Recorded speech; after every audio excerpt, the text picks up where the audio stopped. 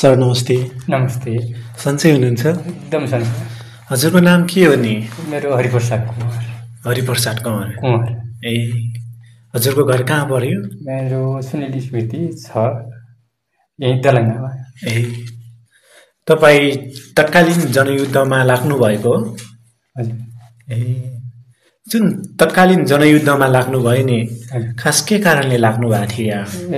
म जनयुद्धमा लाग्नुभन्दा जनयुद्ध त हामी 52 फाल्गुन 1 देखि सुरु गर्यौं।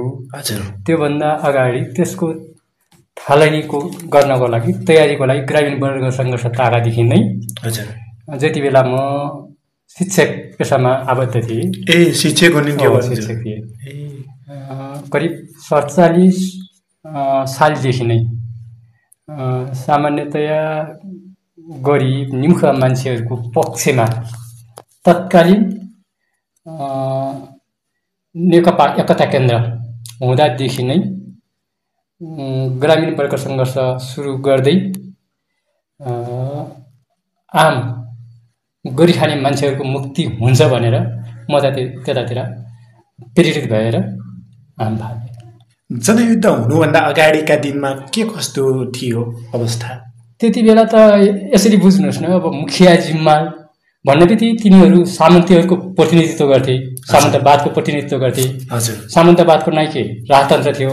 त्यसका पेदाको रूपमा गाउँका मुखिया जिम्मालहरूले हरेक गाउँमा जे हरकत गरेका थिए त्यही हरकत यहाँ पनि गरेका थिए र आम मान्छेहरूले त्यो शास्ति भोगिराखेका थिए। त्यस्तो खालको थियो र त्यसकै विरुद्धमा हामी अगाडि बढेका थियौँ। शिक्षक हुँदाहुँदै पनि पछाडि गएर अब जनयुद्ध थालनी भयो र जनयुद्ध थालनी हुँदा ताका म लडाकु दलमा आबद्ध भएको थिएँ र पहिलो जनयुद्ध थालनीको दिन 2000 फाल्गुन 1 गते होलेरी आक्रमणमा जाँदा म लडाकु दलको सदस्यको हैसियतले त्यहाँ भाग लिएको थिएँ। एउटा शिक्षक जस्तो गरिमामय त्योभन्दा पनि म 50 सालदेखि शिक्षक पेसाबाट ग्रामीण वर्ग सङ्घर्षमा हाम फालेकै कारण शिक्षक पेसाबाट हात धुनु परेको थियो।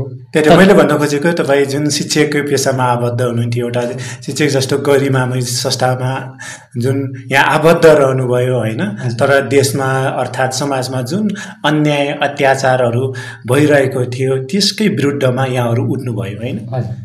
एकदमै सही कुरो त्यही नै हो। अब शिक्षक पेसाले आफूले त खान लाउन पुग्थ्यो होला, तर आफ्नो सेरोफेरोका गरिब निमुखाहरू जसले रात दिन काम गरेर पनि खान पुगेका थिएन तिनका पीडाहरू देख्दा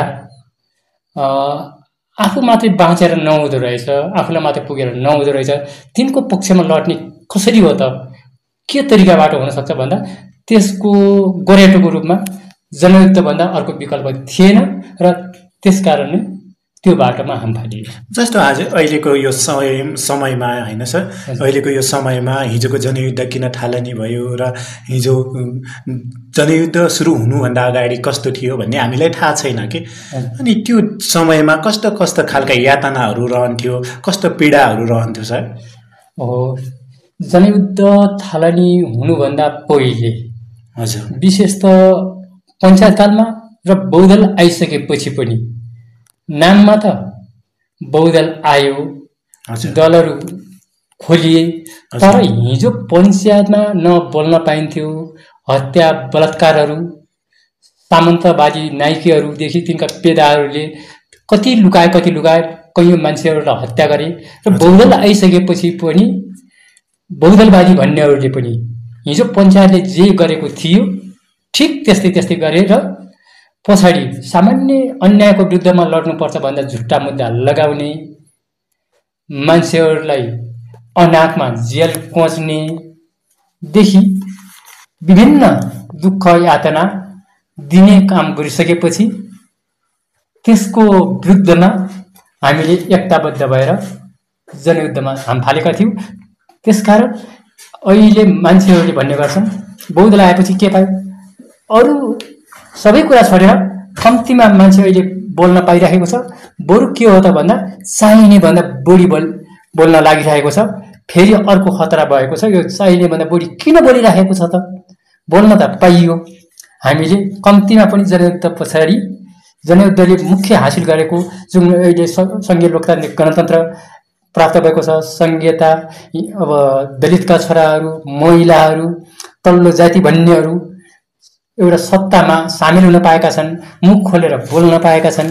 यो नै हामीले उपलब्धि हासिल गरेका छौँ। जस्तो जुन तत्कालीन 10 वर्षे जनयुद्ध भयो नि सर, त्यो युद्धमा तपाईँ हुमिनु भयो कि नै? एकदमै, मैले भनिहालेँ सुरुदेखि नै फाल्गुन 1 गतेमा थालनीदेखि नै म लडाकु दलको सदस्यको हैसियतले कुन ठाउँमा जानुभयो नि हजुर लडाईको श्रृङ्खलामा? लडाईको श्रृङ्खलामा म गाम पुगेँ हजुर, अनि लिस्ने भिडन्तमा गएँ, तर अन्य ठाउँ चाहिँ म गएन लडाईको सिलसिलामा। तर सङ्गठक भएर गण्डकसम्म सङ्गठनको सिलसिलामा यहाँ जानुभयो। जो लडाईको श्रृङ्खलामा यहाँ जानुहुन्थ्यो नि, त्यो समयमा त्रास कतिको हुन्थ्यो यहाँ? त्रास त हामीले के थियो त भन्दा मुक्ति या मृत्युको कसम खाइसकेको हुनाले सचेत त हामी असाध्यै हुन्थ्यौँ। तर मान्छेलाई डर त्रास कहाँबाट पैदा आउँदो रहेछ त भन्दा धन सम्पत्ति लोभ लालच बढी गर्यो भनेपछि त्यो मान्छेलाई मर्न डर हुँदो रहेछ। तर त्यो मान्छेहरू के गर्दो रहेछ भन्दा दिनदिनै मरिराखेको हुँदो रहेछ। हामीले के राम्रोसँग थाहा थियो त भन्दा मान्छे जन्मिन्छ, जन्मेपछि एक दिन मृत्यु हुन्छ, त्यसमा जुन दिन पनि मर्न सकिन्छ। तर मर्नुको साँचो अर्थ के हुन्छ त भन्दा आम मान्छेको मुक्तिको निम्ति लड्दा लड्दै एक दिन मर्यो भने पनि हामी सधैँ जीवित रहिराख्नेछौँ भन्ने हेतुका साथ हामीलाई त्यस्तो डर त्रास त्यसरी चाहिँ पैदा भएन। तर सचेत भरि हामी सधैँ हुन्थ्यौँ। जुन युद्धमा लागिरहँदा परिवारमा के थियो, सुझाव कस्तो आउँथ्यो? सुरुमा त परिवारहरूले नबुझ्दासम्म अरूको देखेर जान नपाउँदो, लड्न नपाउँदो, मरिहाल्छन् कि यताउता घरमा दुःख पीडा भयो। तर कहिलेकाहीँ के हुँदो रहेछ त भन्दा नकारात्मक चिजहरूबाट पनि सकारात्मक शिक्षा पाइदो रहेछ। यहाँका तत्कालीन प्रशासकहरूले, पुलिस प्रशासनले लगातार हाम्रा परिवारहरूलाई जोसले उनीहरूले बिचरा युद्धको बारेमा राम्रोसँग परिभाषा पनि थाहा थिएन, केही पनि जानकारी थिएन।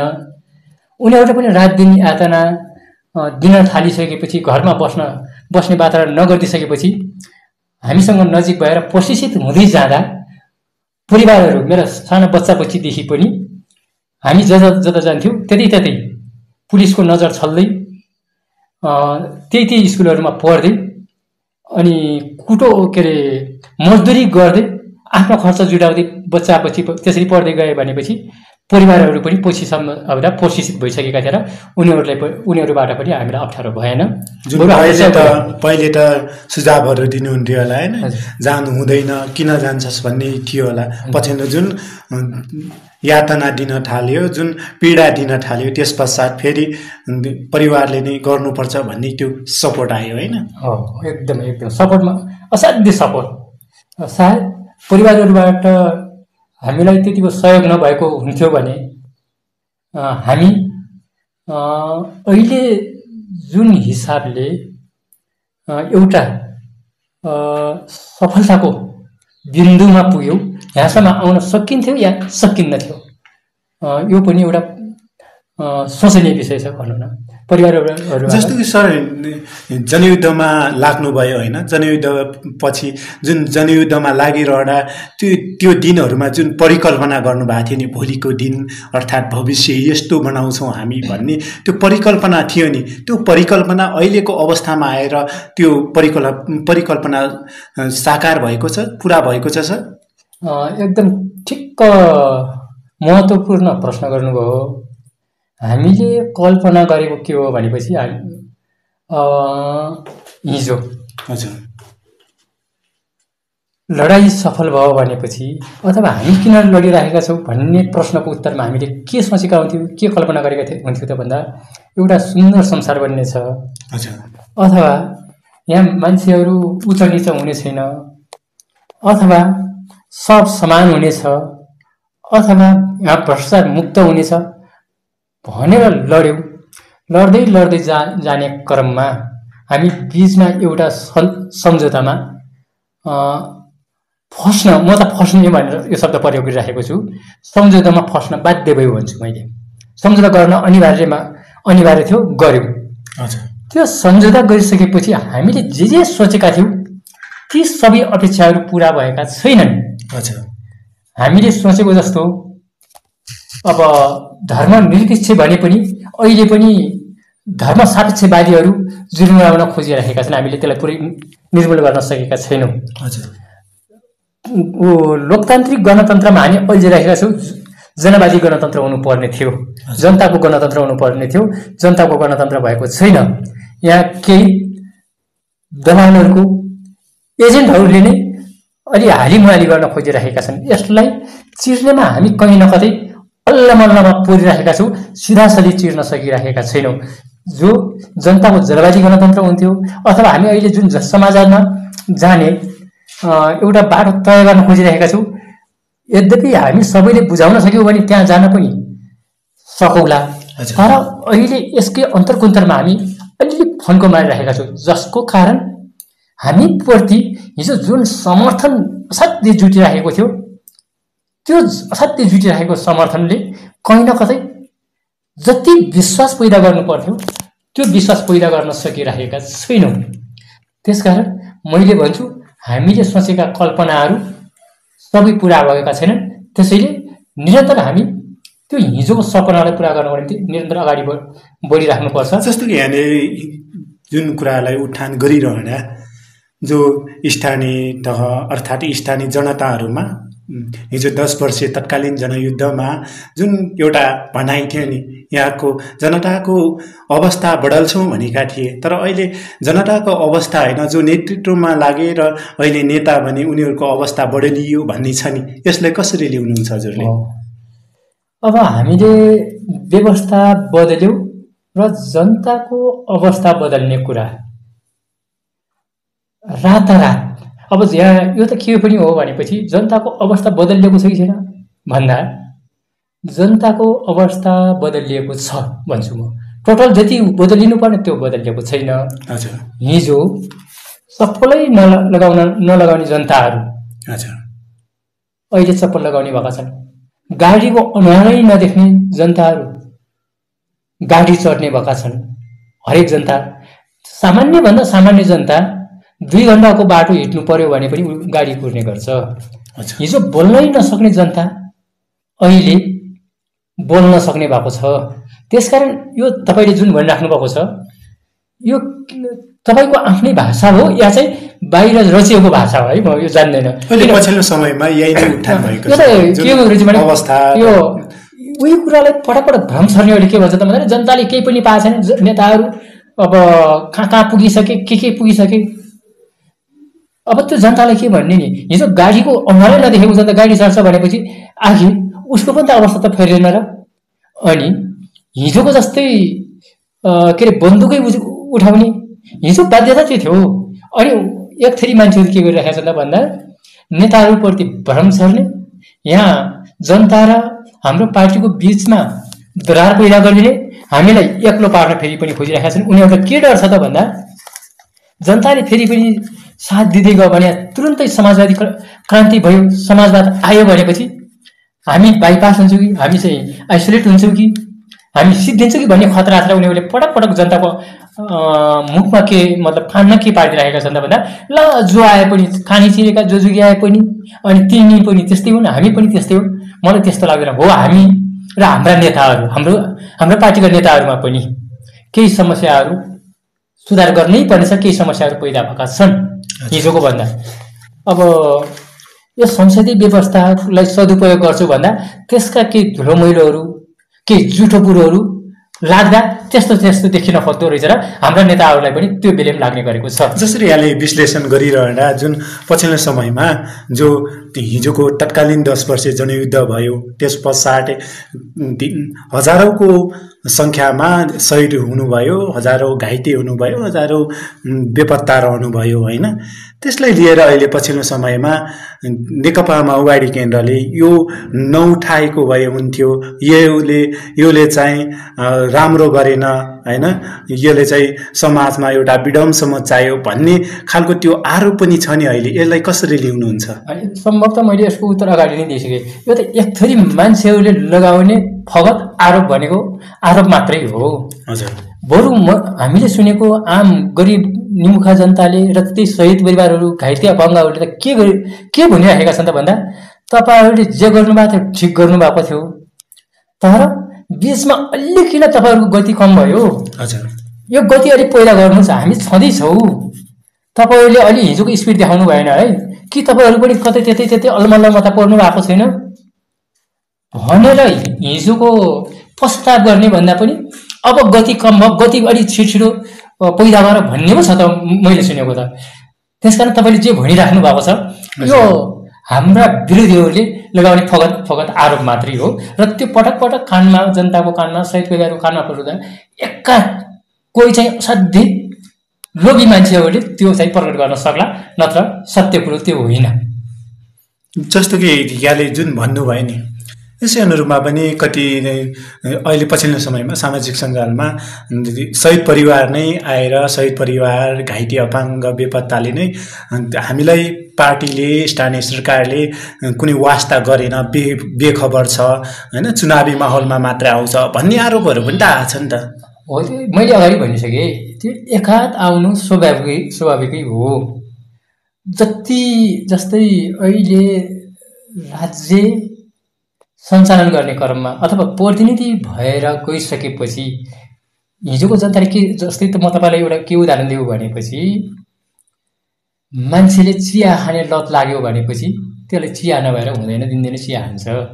हिजो लगातार रात दिन त्यही जनताको बीचमा हुन्थ्यो, अहिले जनताको बीचमा लगातार हाम्रा जनप्रतिनिधिहरू बसेर काम भ्याउन सकिरहेको स्थिति छैन। त्यसकारण उनीहरू चाहन्छन् के त भन्दा रात दिन हामीसँगै आउन्, रात दिन हामीसँग सुतुन्, बसुन्, खाउन्, तर त्यसरी काम गर्न भ्याइँदैन।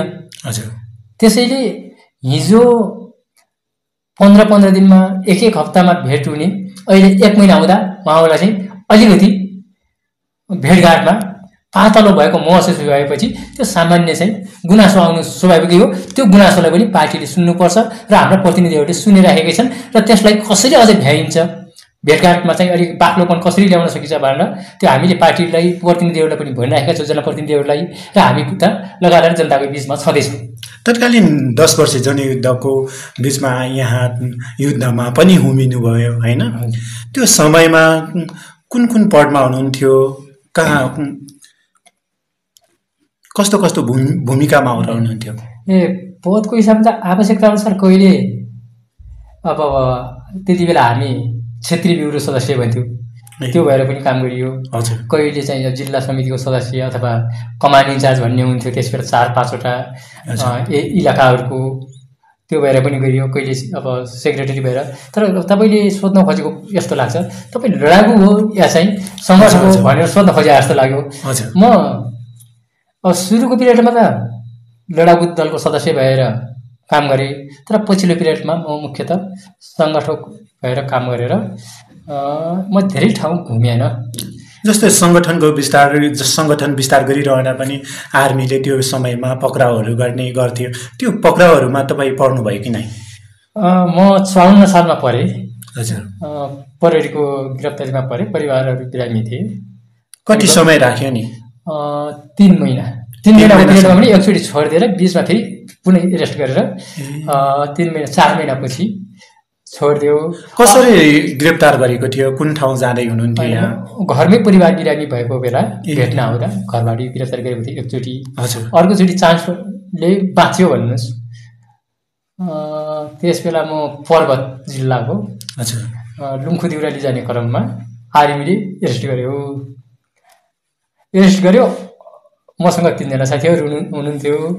अघिल्लो साथीहरू भागिसकेपछि अगाडिको आर्मीहरू उहाँहरूलाई लहर्दै अगाडि बढ्यो। पछाडिको आर्मीले सप्लाई गर्दै गऱ्यो पछाडिकासँग। बिचमा उनीहरूको एउटा सेक्सनदेखि अर्को सेक्सनमा ग्याप थियो। उसले ल तिनीसँग भेट्नु भनेर पठाइदिएपछि म त्यसको बिचबाट भागेँ। आर्मीको चाहिँ गिरफ्तारीमा परेर पनि त्योभन्दा अन्यथा परेन। जुन यहाँलाई पक्राउ गर्यो नि, पक्राउ गरिसकेपछि हामीले सुनेको त धेरै यातनाहरू दिने गर्थ्यो भन्ने चलन छ होइन? त्यो हामीले त भोगेनौँ, तर यहाँहरूले भोग्नुभयो। त्यो समयमा यातना कतिको दिइन्थ्यो? कस्तो खालको यातना दिइन्थ्यो? यातना त म गिरफ्तारीको समयमा पनि चान्सले बाँचेको मान्छे हो। यातनाको त सीमा नै रहेन। अब यहाँ वर्णन गरेर साध्य पनि हुन्न। अहिले 2 घन्टा लाग्छ यातनाको बारेमा वर्णन गर्ने भने। यसरी बुझौँ त्यति बेला गिरफ्तारी परेका मान्छेहरू लाई प्राय सिद्धाएकै थियो, मारेकै थियो, बाँच्ने चान्स कमै तर ठ्याक्क मलाई गिरफ्तार गरेको भोलिपल्टै सरकार चेन्ज भएको हुनाले त्यसरी म जोगिएँ। अर्को रमाइलो कुरो के छ त भन्दा मलाई त्यति बेलाको पुलिसहरूले पुलिस इन्सपेक्टर सोधेको थियो, हजुर तपाईँलाई रमाइलो पनि लाग्ला, हजुर तपाईँ मलाई सोधेका प्रश्नहरू बाबुरामले चिन्छस् भन्दा चिन्छु भने, कहाँ चिनेको भन्दा पत्रिकामा फोटो देखेको छु भने, मोहन वैद्यलाई चिन्छस्? चिन्छु। कहाँ चिनेको भन्दा लिबाङ भाषण गर्न आउने बेला त्यहाँ देखाएको थिएँ पुलिसबाट माथि भनेर यसरी भनेको थिएँ। अब अहिले यति जाउँ गिरफ्तारीको बारेमा, के अरे यातनाको बारेमा धेरै लामो हुन्छ, त्यसका पीडाहरू मृत्युको अगाडि केही पनि होइन, किनकि थुप्रै साथीहरूले मृत्युवरण गरिसक्नुभयो। मृत्यु भन्दा यातना कमै चिज हो, त्यो थुप्रै साथीहरूले त्यो समयमा निकै नै दुःख दिन्थ्यो होइन, निकै नै पीडाहरू दिन्थ्यो, यति बुझाउँ न होइन। त्यति छोटो त्यो जुन जनयुद्ध हुनुभन्दा अगाडि पार्टीमै हुनुहुन्थ्यो या कसैले पार्टीमा ल्याउनु भएको थियो? कसले पार्टीमा ल्याउनु भएको थियो सर? म 47 सालमा बौद्धला आइसकेपछि नै त्यति बेला मोटो मसाल भनेर भनिन्थ्यो। मोटो मसालसँग मेरो नाताले अङ्कल पनि पढ्नुहुन्छ, शहीद कमरेड सुनिल किम्बहादुर थापा। हजुर। उहाँले अलिकति हामी यस्तो यस्तो सोचेका छौँ, अन्यायको विरुद्धमा लड्नुपर्छ, यो चाहिँ अन्यायको विरुद्धमा लड्ने मोटो मसाल नै हो, के हुन्छ भनेर अलिकति छलफल गरिसकेपछि म अलि सानैदेखि विद्रोही स्वभावको, अन्यायको विरुद्ध लड्ने गाउँघरमा पनि, अनि असहायहरूलाई अलिकति सहयोग गर्ने मान्छे, त्यस कारण म छिट्टै आकर्षित भएर म त्यति बेलादेखि 47 सालदेखि नै पार्टी सदस्य प्राप्त गरेर, तत्कालीन मोटो मसालको पार्टी सदस्य प्राप्त गरेर त्यति बेलादेखि सुरु गरेँ। तत्कालीन जनयुद्धमा यहाँ त विभिन्न ठाउँमा लडाइँमा पनि जानुभयो र सङ्गठन विस्तारमा पनि जानुभयो होइन। यो बिचमा सबैभन्दा तपाईँलाई सुखद जो खुसी लाग्ने क्षण हुन्छ नि, त्यो कतिखेर भयो र सबैभन्दा दुःखद क्षण कतिखेर भयो? मलाई अब यस दुःख के मानेमा भन्ने, भौतिक रूपमा दुःख म कहिले पनि मानेन। भौतिक रूपमा अब मानसिक रूपमा दुःख त्यस बेला हुन्थ्यो जति बेला हाम्रा थुप्रै पार्टीका कमरेडहरू को शहादत हुन्थ्यो ठुलो मात्रामा, र शहीद कमरेड सुनिल को शहादत हुँदा म स्याङ्जामा थिएँ। लगभग 3 दिन 4 दिनसम्म एक्लै बसेर म रुन्थेँ र दिउँसो यताबाट गएका अन्य कमरेडहरूलाई रुन हुँदैन भनेर अरूलाई सम्झाउँथेँ, तर राति म 3 दिन 4 दिनसम्म रोएर मैले राति एकान्तमा रुने गर्थेँ। अनि खुसीको क्षण भनेको जति बेला हाम्रा लडाकुहरूले केही ब्यारेकहरू कब्जा गर्ने अनि पुरानो सत्ताका मालिकहरू हायलखाल भएको समाचारहरू सुन्न पाइन्थ्यो, त्यति बेला सबभन्दा म खुसी हुने गर्थेँ। अच्छा, यहाँ अहिले यो पार्टीको केमा हुनुहुन्छ, कुन जिम्मेवारीमा हुनुहुन्छ, पार्टीको कुन जिम्मेवारीमा हुनुहुन्छ अहिले? म अहिले लुम्बिनी प्रदेश सदस्य र यो सुनिल स्मृति गाउँपालिकाको इन्चार्जको रूपमा काम गरिरहेको छु। अहिले इन्चार्ज हुनुहुन्छ सुनिल स्मृति गाउँपालिकाको। अन्तमा यहाँको स्थानीय जुन यहाँका पार्टी हुनुहुन्छ, यहाँका पार्टीका कार्यकर्ता र यहाँका नेताहरू जो जिल्ला प्रदेश केन्द्रमा हुनुहुन्छ, उहाँहरूलाई अन्तमा के सुझाव दिनुहुन्छ नेता र कार्यकर्ताहरूलाई? यहाँको मात्रै नभएर सबैलाई के हो त भन्दा, हामीले जुन सपना बोकेर अगाडि बढ्यौँ, हाम्रा सपनाहरू पुरा भएका छैनन्। हामी बीच बाटोमा बसेका छौँ र भोलि बिहान सबेरै अगाडि बढ्नु छ। त्यो भनेको समाजवादी क्रान्ति हुँदै अन्ततः त्यो साम्यवादको हाम्रो बाटो हो। हामी सुतेको सुती यहीँ आराम गरेको गर्न हुँदैन। यो एकातिर सुझाव छ भने अर्कोतिर कहीँ कतै आराम गर्ने केही साथीहरू भन्छु अलि अल्छीपन जागेको छ, जुन सरकार केन्द्रित सत्ता केन्द्रिततिर जान खोज्छ र कहिले मिसन 84 भनिदिन्छ, कहिले के भनिदिन्छ। अनि कहिलेकाहीँ प्रतिक्रियावादीहरूले हामीलाई त्यता फसाउन खोजिरहेका छन्। त्योबाट सचेत हुँदै त्यसलाई उपयोग गर्ने र त्यो भइपुरी आउने एउटा पाटो मात्रै हो भनेर बुझ्नको निम्ति म सबै नेता कार्यकर्ता सबै कमरेडहरूलाई अनुरोध गर्छु। भनेपछि नेतृत्वलाई त्यो गति पैदा गर्ने, अगाडि हिँड्ने गोरेटो छिटो कोरेर छिटो तान्ने कार्यकर्तालाई, नेतालाई अगाडि तान्न कोसिस गर्नको निम्ति म नेतृत्व वर्गलाई आग्रह गर्दछु। ओके, धन्यवाद। धन्यवाद।